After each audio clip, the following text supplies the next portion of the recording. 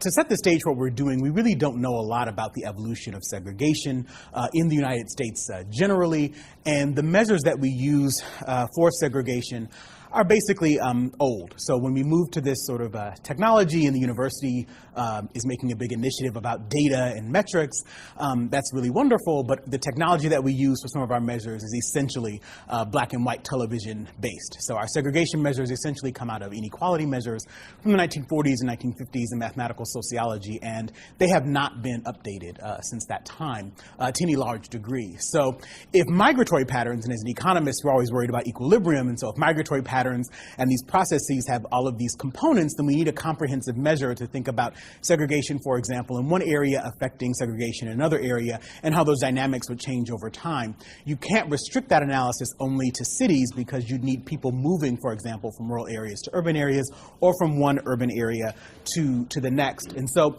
we know a little bit about segregation in urban areas in the 20th century, but we don't know anything about segregation in rural environments. And this really is the period of urbanizing America, and if we believe that segregation has these long and persistent effects, we're only going to be able to measure them for people who were born in urban areas as opposed to being born in rural areas. And there's very little in the theoretical literature about segregation that would tell us that segregation wouldn't have any effects for those who are in rural areas. So in order to understand segregation and its change, we need a consistent and a comprehensive measure of segregation over time.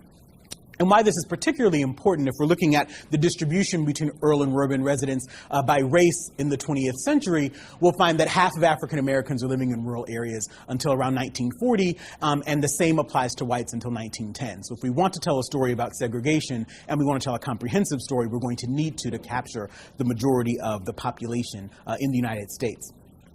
So the key insight that we brought to this project is that residential segregation is about residences. It's about where you actually live, as opposed to the households around you. And so we can think about the position that a particular household has and use it to derive a measure of segregation at the finest level of detail that we have in our administrative data. And so this measure is not dependent on geographic subunits, and it's aggregated very easily to any particular area. So we could take our segregation measure and apply it to this room. I could apply it to half of this room, for example.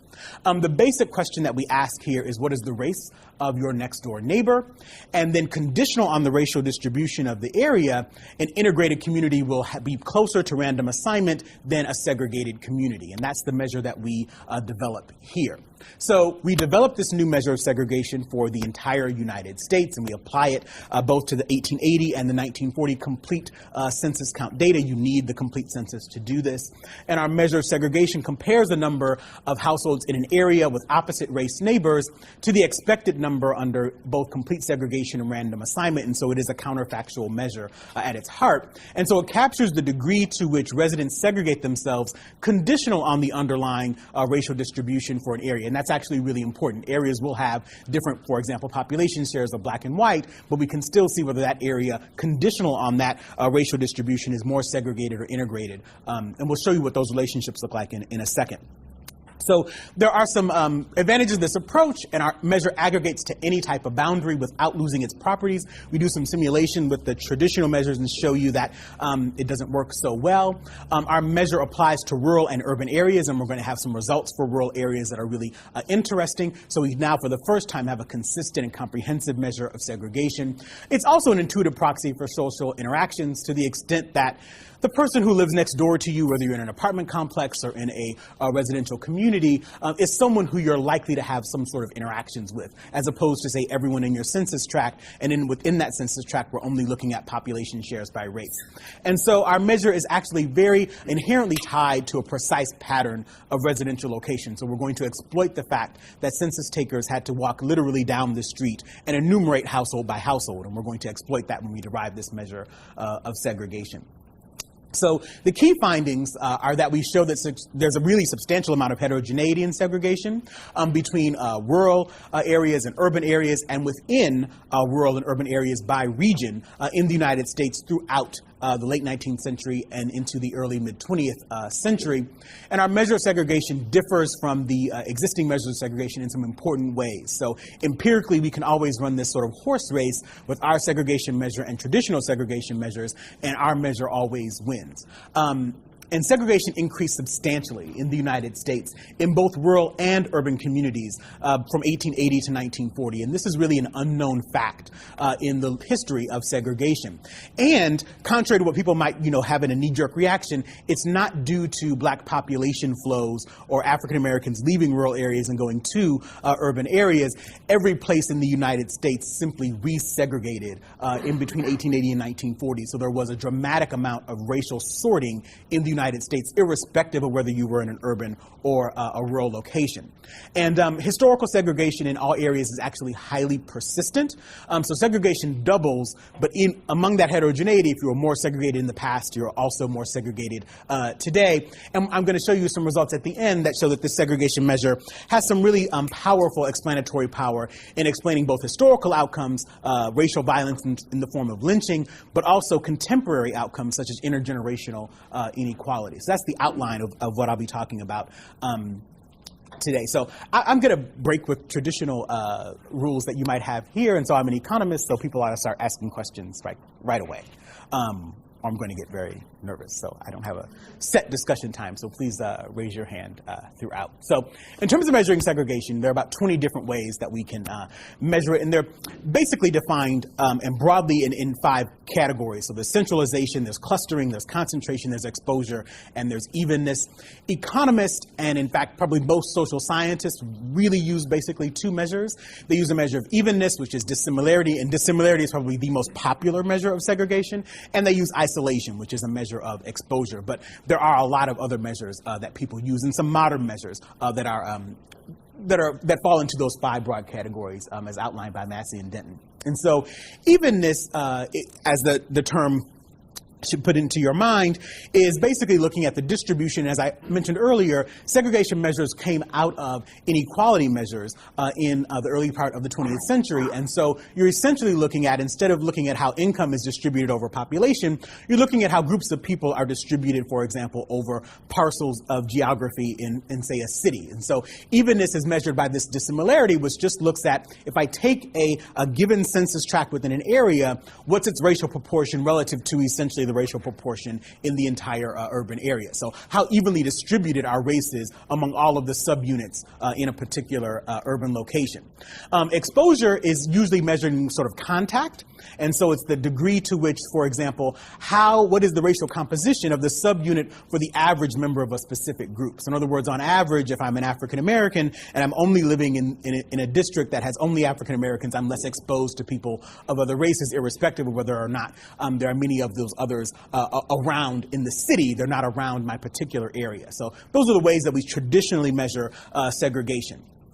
And so segregation, according to both of these measures, increased over the 20th century in urban areas. Once again, as I mentioned, we won't have any results for rural areas until I give them a little bit later, but it's fallen in recent decades. So this is the index of dissimilarity. And pay attention to these patterns. So you'll see that northern, large, Midwestern, and Northeast cities are the most segregated according to traditional measures of segregation. And then following behind are the large cities in the South. And then smaller cities in both regions are less segregated. But the general trend is increasing segregation and then decreasing from 1970 onward. If you look at the index of isolation, you see the same pattern. You get a little bit more similarity between the large Midwestern and northern cities and the large southern cities. But in general, you find the same pattern of things peaking in 1970 and then decreasing. And that's what we know about urban segregation historically.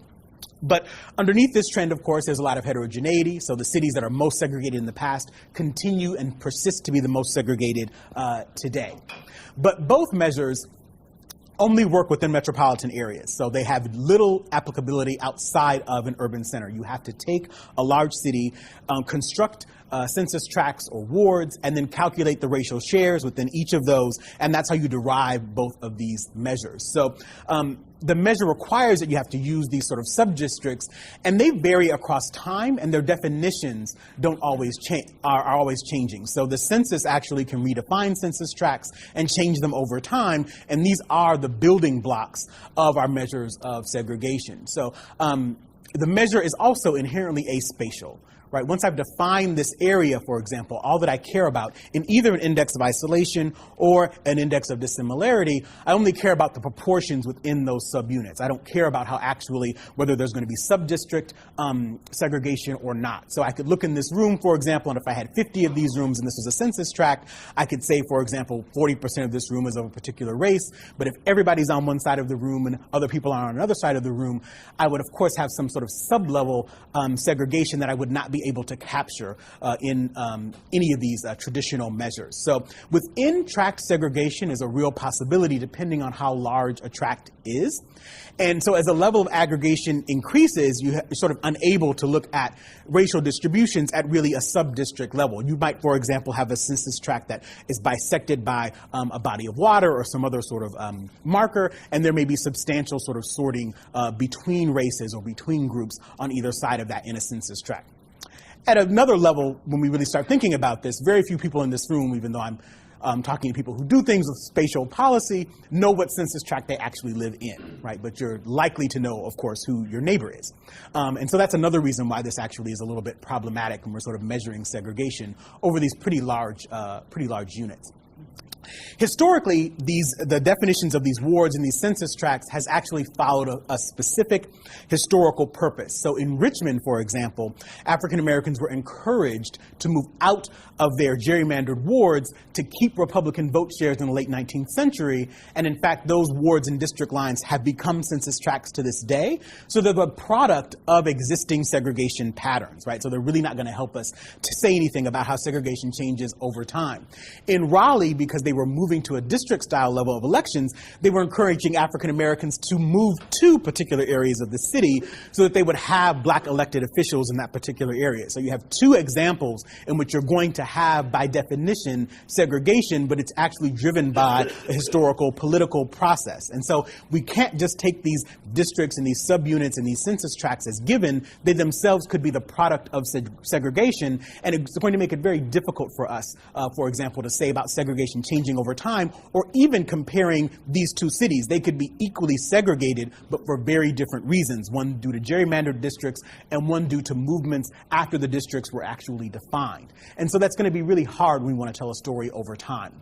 So segregation measures actually rely on boundaries, and they could really be the product or the result of segregation themselves, and neither of those measures is a really good proxy for social interactions and social networks. So I've talked about and sort of beaten up on these other measures, but we should first say something about this new measure and what it says to us.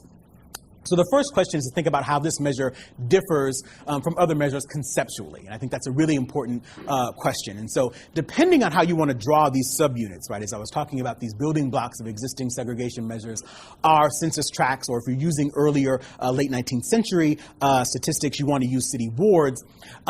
Dissimilarity and isolation will give you very different results, not because people live in different areas, but because you might draw districts in different ways. It really, really matters. So this, say, is a neighborhood, and if I draw the districts vertically, I'm going to get a dissimilarity index of 0.8, and I'm going to get an isolation index of 0.5.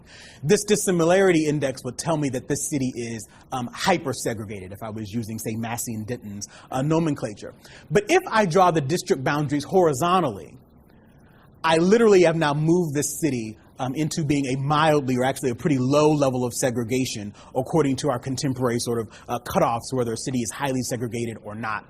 Note that nobody moved, but I simply made a different boundary, right? So that really tells me that my measure is very sensitive to how I actually define the space, right? So no one moved, I simply cut things in a different way. And now I have something where I've cut segregation in half, and I didn't have to move anyone around, right? So one policy prescription, I guess, that someone could say for decreasing segregation would be to simply change the boundaries of subunits or census tracts, and cities would be magically desegregated, right?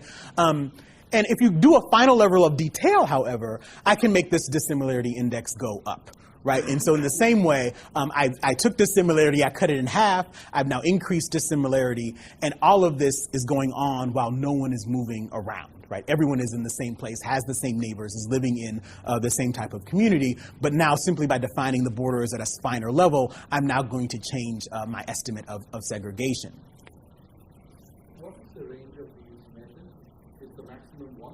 The maximum is always 1, and 1 is the most segregated. So this 0.93 is about as high as it can get? This is as most segregated you can get, right? Because all the African Americans are in 2 districts, right? And this district is completely black and white. This is why isolation is really high, right? The average black person is basically living in the medium of this district, which means they're only living around other African Americans, right? But no one changed from this measure where I had a very different one, or this one where I cut it differently. Now look, it's much more integrated, but no one actually moved around. Okay.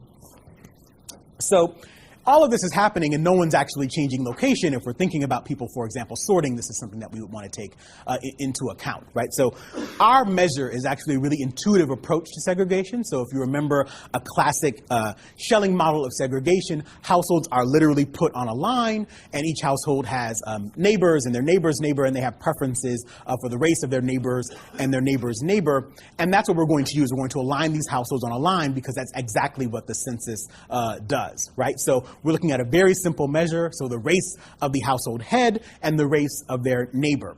And since neighbors are likely to have some sort of sustained interaction with each other, or at least to know one another, it is sort of a proxy for social interactions. We don't push that as hard, but it's certainly going to be a better proxy for social interactions than the existing measures. So there are some advantages to this approach as opposed to the other approaches, and we're focusing on households and not the number of individuals. This really matters, for example, if people of different races or ethnicities have different average family sizes, right? Because that will actually skew the racial distribution within, say, a census tract. If, say, it's disproportionately Hispanic, and Hispanics have larger families on average, you might have fewer households but a larger population share, and you're really worried about residential segregation, and that can actually have a small but significant effect on how you're measuring segregation within these subareas.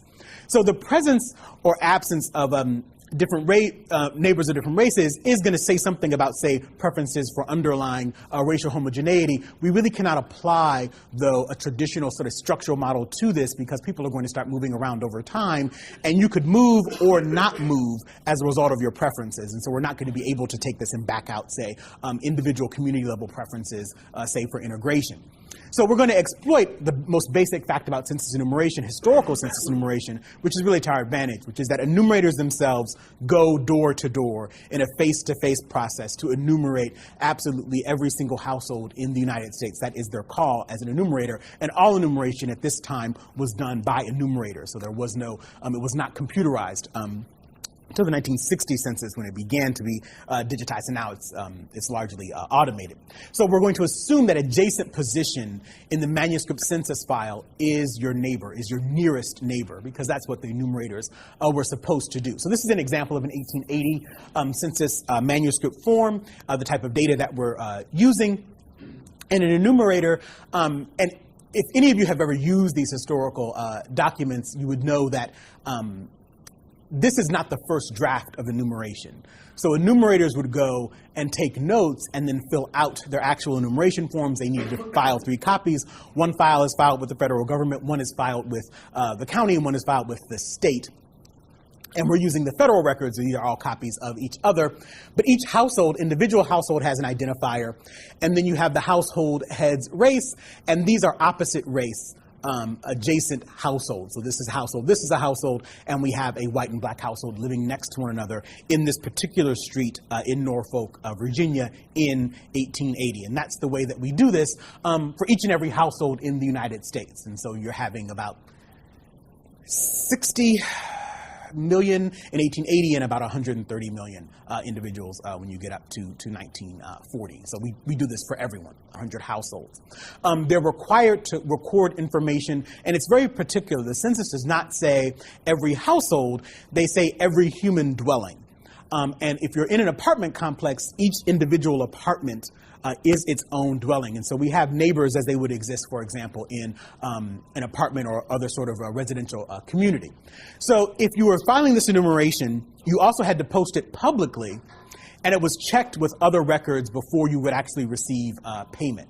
So you had to post them actually if you're in a rural area in a town center location in town, for a period of 3 to 4 days for public comment, in which people could say, this person is not in my household, this person is in my household, etc., etc.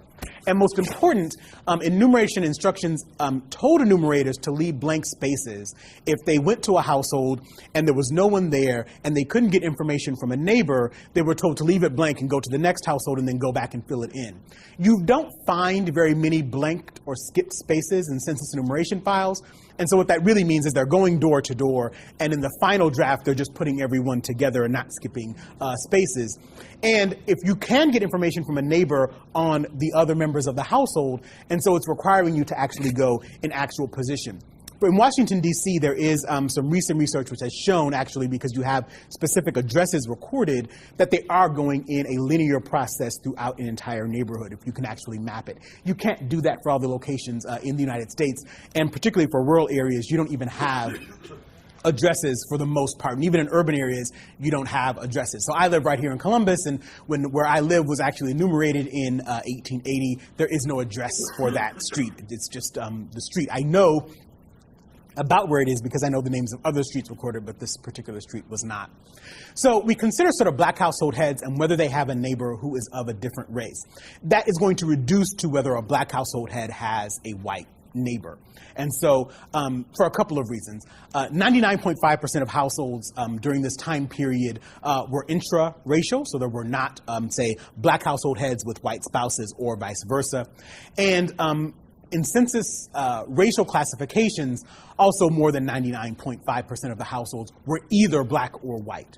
And so this measure would have some lack of applicability today, although it really is simply defined by in-group, out-group. So I could do this, for example, for white, non-white. I could do this for Hispanic, non-Hispanic. I could do this for any either-or classification. You could do this with our measure.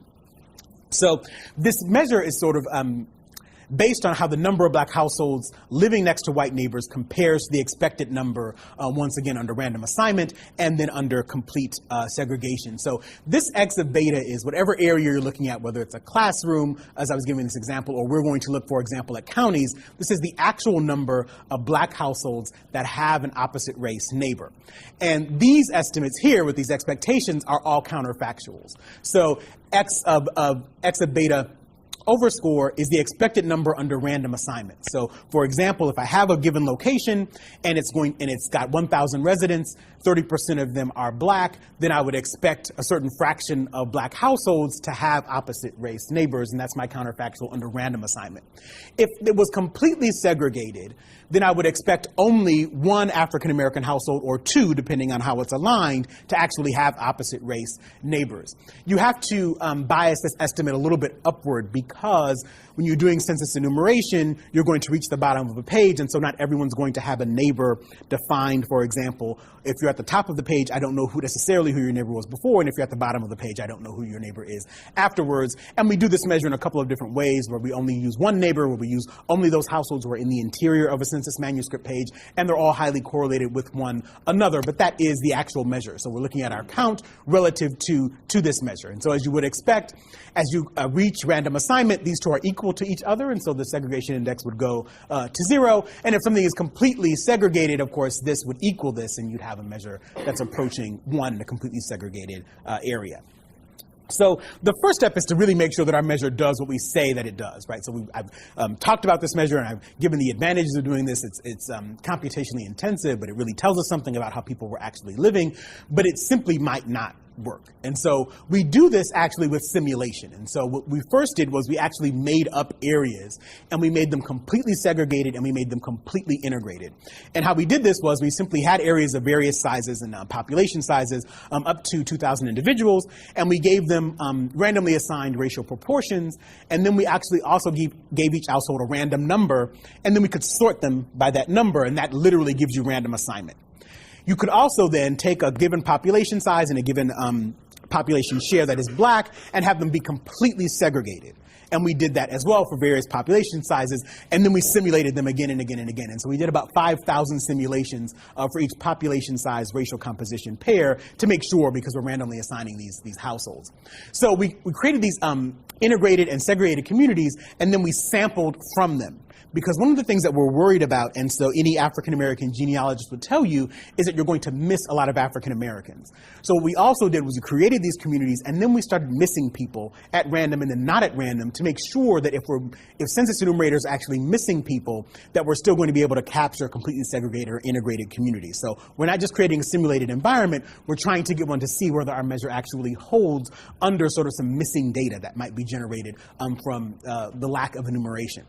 So this is what the measure looks like. And so one is this is the mean of the measure, and these are the standard errors which sort of go away. But as the number of black households increases in an area, irrespective of the size of the underlying community, I can tell whether the community is actually completely integrated or completely segregated. And also as the percent of black households increase, I can tell whether the community is completely segregated or completely integrated. So you'll notice is as the percent of black households goes up, the expected number of opposite race neighbors is going to vary under random assignment, so you are going to get some more variation in the measure, but it's still going to be disjoint from what you would expect in a completely segregated environment. And the measure does not do well at extremely low numbers of black households.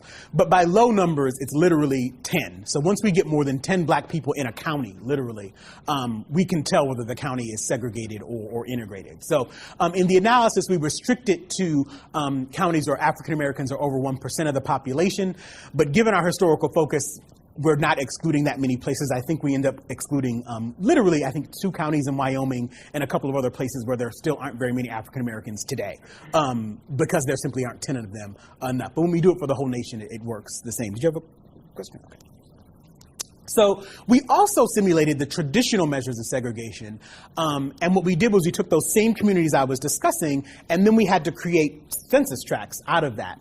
And when we did that, you'll find that these measures are actually very noisy. So isolation in particular is quite problematic, because at an isolation level of 0.45, say, you would say that that place is not very segregated, and an isolation measure of 0.8 is a very segregated city, and we're getting standard errors that are that large for these communities.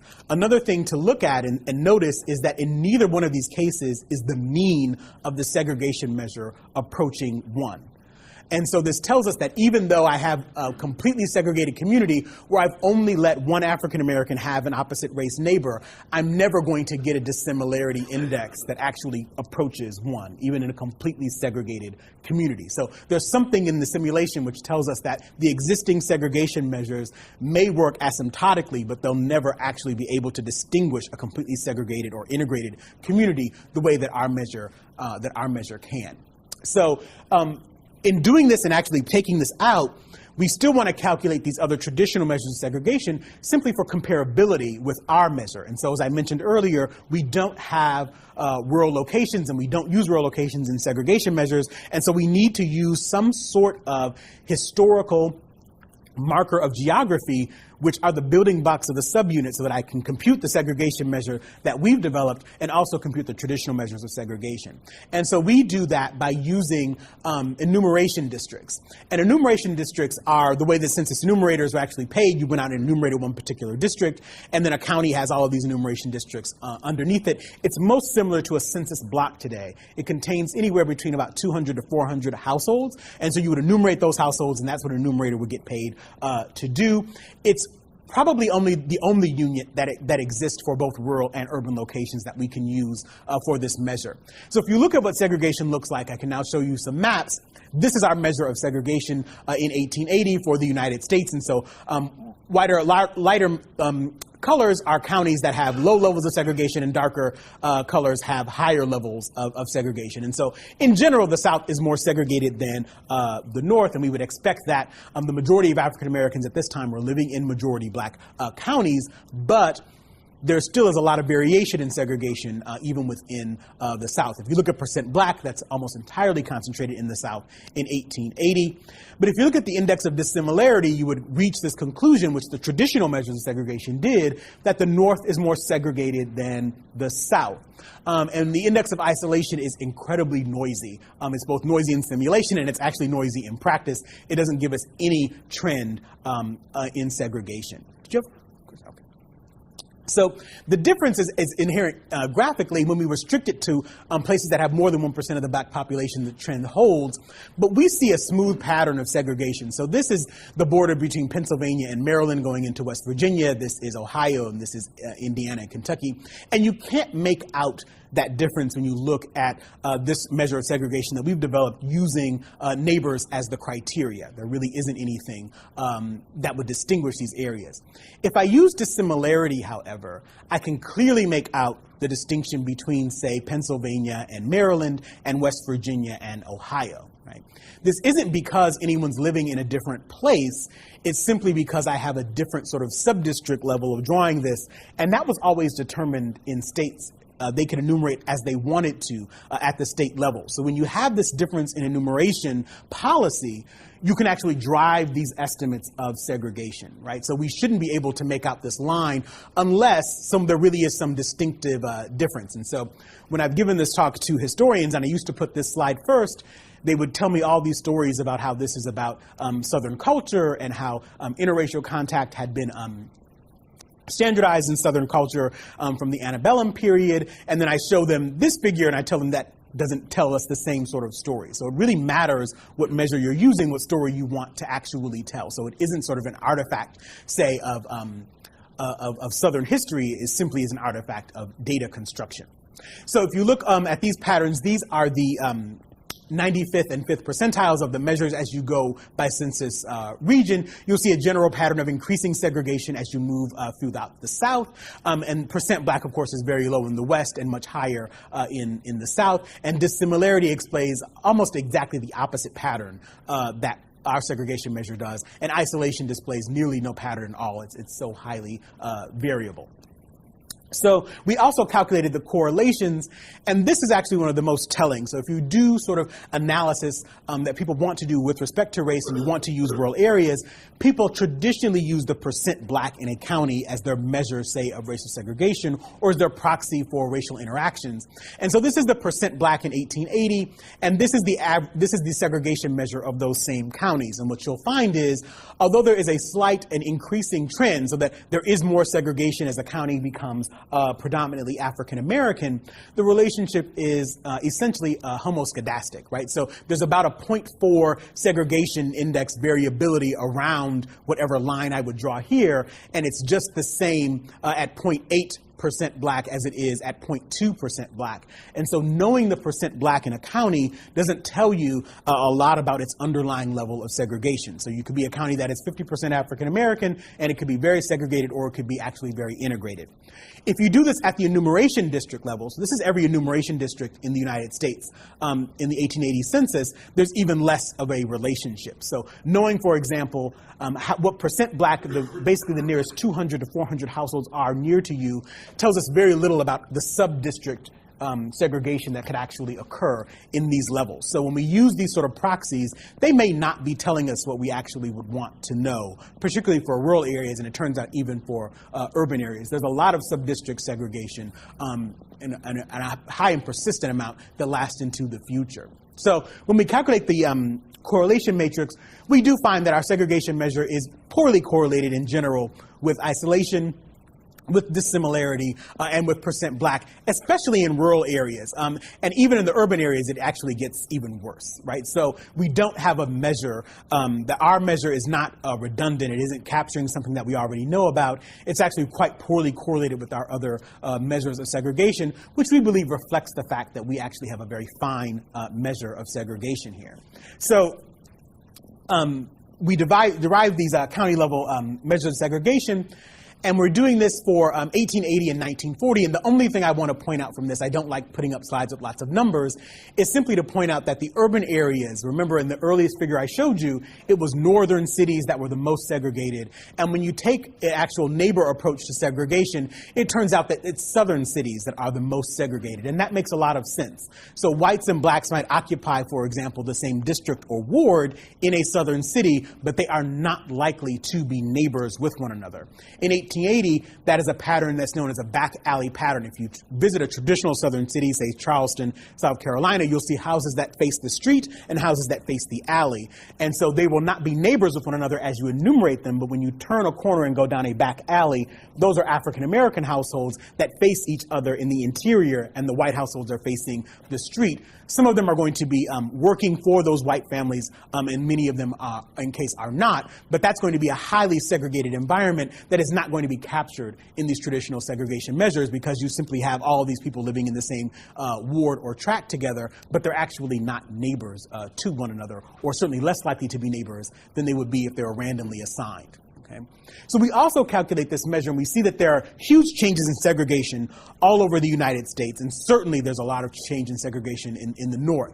And so increasing segregation is not confined to cities, say, in the Midwest and in the Northeast, that are products of the Great Migration. So if you look at segregation in 1880, which is the map I showed you before, the same measure in 1940 simply became much more red everywhere. So this is segregation that is not the product, say, of Great Migration, but it's simply segregation that's increasing overall for the United States, basically everywhere. And I'm going to show you more slides to actually bring that down. So if we talked about the rise of the American ghetto, which is what economists have called this period, say the late 19th century to the middle of the 20th century, we now have the rise not only of American ghettos, but actually of rural places where segregation is increasing substantially. So a simple time series regression shows that segregation is basically not completely a unit root, but pretty close to it, right? So if I know your segregation level in 1880, I can predict with a really strong sense of accuracy the level of segregation you'll have in 1940. And also this point estimate for the constant term tells me that it basically doubles, and that's what we find in the data, right? So the average level of segregation was about 0.23 in the United States, and so you add this 0.25, and so on average, segregation simply in your average county doubles over time, and it's highly, highly persistent. We don't find any of that persistence in these traditional segregation measures, and the traditional segregation measures also tell us that segregation is something that is happening in urban areas as opposed to rural areas. So if I do the same sort of calculation with dissimilarity isolation, they're going to tell me that segregation in urban areas increases about 300 times faster than it does in rural areas, and we find that they're increasing basically at the same rate. So the rise in segregation is not a mechanical process owing to population shifts. It's seen for the entire nation. So these are all the southern counties. You'll see the increase in the change in segregation. These are northern counties, and you'll see the increase in segregation from 1880 to 1940. If you're looking, for example, by large black population flows, so you can look at the change in the number of black households, and you'll find that places that lost black households and some places where there is very small movement of black households, you'll still see changes in the segregation level. It's not driven by the experience, for example, of cities. So if you look, for example, in the change in the log number of households, this is looking at urbanization itself. And what you'll find is that places that lost population or places that gained very little in population are just as likely to be increasingly segregated as those that became much larger cities during this time period. It's also seen where the percent black was already high, so it's not places necessarily where African Americans were leaving from that were changing in their level of segregation. This really is just a shift up of segregation nationwide. And it's also not driven by places that sort of received or lost or became increasingly black. So if your county became a blacker county between 1880 and 1940, that doesn't necessarily predict that it would become more segregated. Places where African Americans were leaving became increasingly segregated, as are the places that they were migrating to. So this really is a national trend in segregation. So one of the most interesting things about this project is you can have this segregation measure and it can work, but we can actually get at a potential mechanism for how this is actually going on. So at the baseline of our measure, we can calculate for any particular county the likelihood that an African American household would have an opposite race neighbor. And we can see how that would actually change over time. So in 1880, in the median county, a black household really had a 50% chance of having an opposite race neighbor, which is actually pretty high. It's probably higher than it is even today. But by 1940, the median county black household had a less than 35% chance of having an opposite race neighbor. right? And so that's at the median county. And so the likelihood of an opposite race neighbor for a black household declines by about 25% from 1880 to 1940. So we really are talking about changes in racial sorting. And one of the most interesting things, this is simply a regression looking at the likelihood of having the rural South or the urban South and moving, say, to Toledo or Cleveland. Cleveland becomes and sees decreases in its likelihood of having opposite race neighbors, but so does the small town in Mississippi or Alabama that you're migrating from, and so does the large urban area, say in Atlanta or Nashville, that you're migrating from. Though all of those places see declines in the likelihood of opposite race interactions. This manuscript census form is the same street that I showed you before when I was going through defining census manuscript files in Norfolk, Williamsburg, Virginia, and this now is all completely white, right? So this is the sort of racial sorting that we were talking about at the beginning. We had an integrated area, and now this area is now completely white, and the likelihood of interracial interactions has gone down significantly, okay? So this measure, is it linked to any outcome? So I spent a lot of time now talking about this measure and its wonderful properties, but, you know, economists are notorious for coming up with measures that are very sophisticated but have very limited practical importance. In the profession, we call that macroeconomics. Take that out of the video.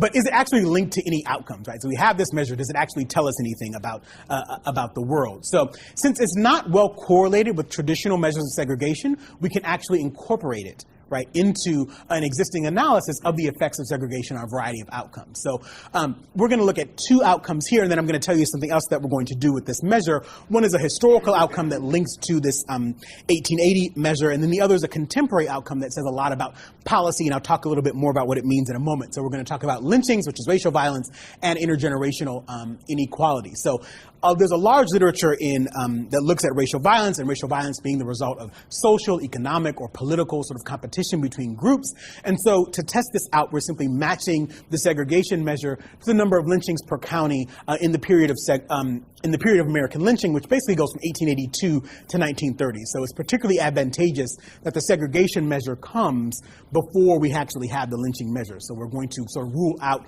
reverse causality in that way. And another important piece is that the census of 1880 comes at the very end, but before the beginning of the Jim Crow era. So the Civil Rights Act of 1875 is still being enforced in the law of the land, et cetera, et cetera. So we can see whether underlying baseline levels of segregation are related to racial violence, and it actually is. So even if I'm controlling for, say, dissimilarity and isolation in these regressions, you're more likely to have, and it doesn't matter what functional form I'm using, whether I'm taking a Poisson or a negative binomial count model, a Probit, a Tobit, or ordinary least squares regression. If you were in a more segregated environment in 1880, you experienced, or were more likely to experience a lynching, and more likely to experience multiple lynchings, depending on the level of segregation in your underlying area, right? Irrespective of percent, irrespective and controlling for the percent black. So even if you're in a 50% black county, if it was more segregated, it's more likely that there was a lynching in that particular county. So our back of the envelope calculation says that a 1 standard deviation increase in the segregation measure results in an additional lynching in your county during this period. And then we match our segregation measure to these inequality measures, which have been developed by Raj Chetty and a number of co-authors out of Harvard University. And they have access to probably some of the best data to capture intergenerational inequality that we've ever had. They have parent and child matched in tax returns. So when your parents claimed you as a dependent on your taxes, they used your Social Security number. And now that you're an adult, I hope that you're filing under that same Social Security number.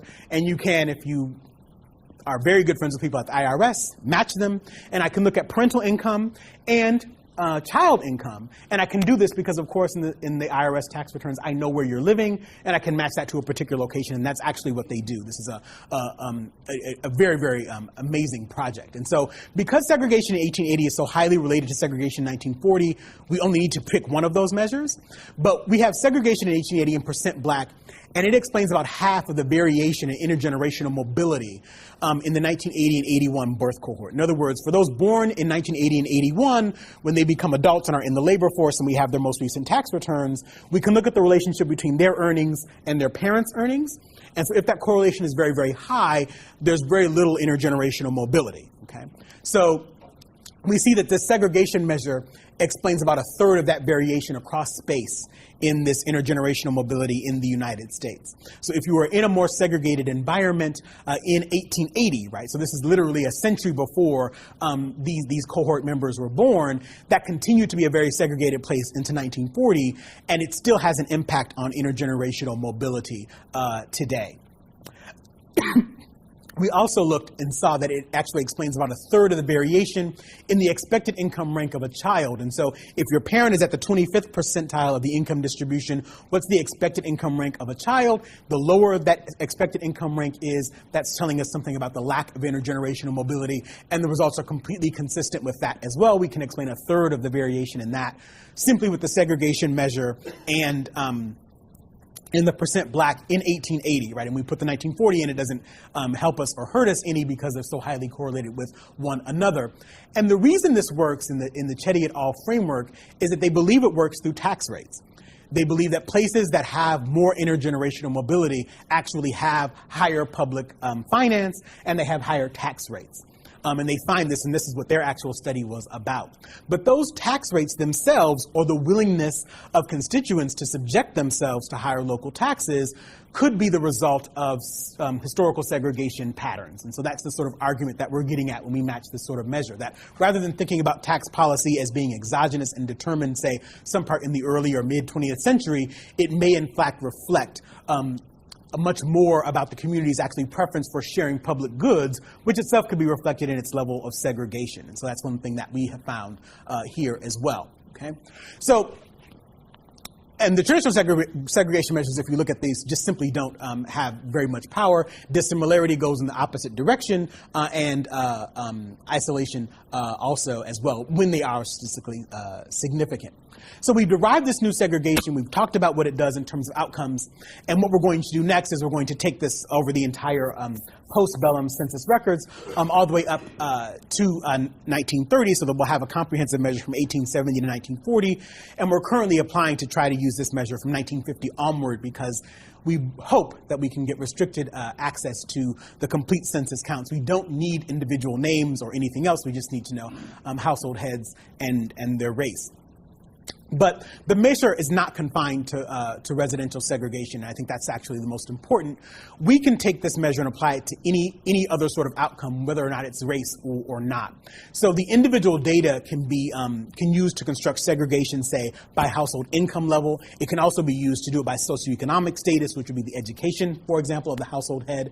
And so this is what income inequality looked like in 1880 in the United States. And so when you move to income inequality, it's a little bit different, and so we have taken a very different tact with this. You can't use national income distributions, or else the South is inherently just poor, and they were poor in 1880, and that still persists in large parts of the South today. So what we actually take is we take the state's income distribution. And so in the state's income distribution, are you in the top 10% or 20%, and then is your neighbor likely or less likely to be outside of that percentile of the distribution? So taking the state level, and you can also do this by the region, and you can pick different percentiles, but this general pattern emerges where you have a little bit more racial inequality in the places of the South that basically form the Cotton Belt, and a lot more and a lot less income inequality in terms of residential location patterns in the upper Midwest. This might also then reflect some of this desire, for example, public finance, the provision of public goods, et cetera, et cetera. So we're moving to this. The educational results will be forthcoming, I hope, by the end of the year, if we can get the code to run correctly. It's harder to do that over time, because in 1880, I can know whether someone can read or write. By 1940, I know their actual years of education, but we can still say high school graduate, not high school graduate, and there are also underlying changes in educational policy over that time. But we're going to take this measure of segregation, we're certainly going to do it by race to the future, and we're going to match it to a number of different outcomes. And these nuanced measures will really help us look at the causes, we believe, of segregation and the conditions under which it could be advantageous or disadvantageous. And it's very important to note that some of our historical results have found advantages to being racially isolated in the African American community, particularly when it reflects things like individual health conditions or infant mortality. This may, we believe, have something to do with the presence or absence of African American doctors at that time in the past. But that's what I have for today. I'm very eager to hear your questions.